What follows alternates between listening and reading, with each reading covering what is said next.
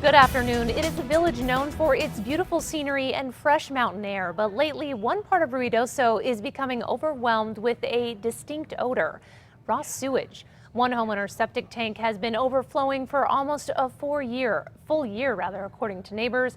And now they say they're fed up with the unbearable smell. News 13's Emily Younger has the story.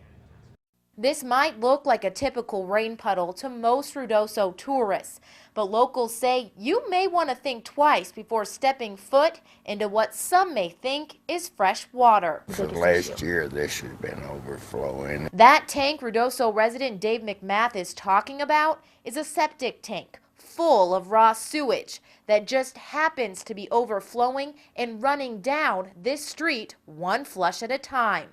But the human waste isn't just leaking onto nearby roads. Into the people on the corner's yard, in the driveway. Causing quite the neighborhood ruckus. Our neighbors, everybody around me is mad. Which is why McMath says he went to village management almost 2 months ago to voice his concerns. I got a problem. Nobody wants to listen. We're the little man. We're not the big contractor. We're not the big developer. We're shoved aside. Now, almost 8 weeks later, the village still hasn't done anything.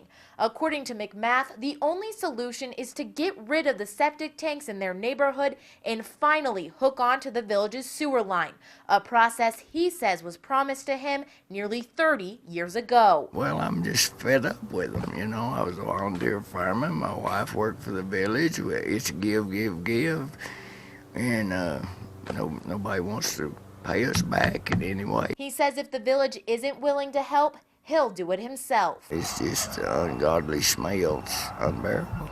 In Ruidoso, Emily Younger, KRQE News 13.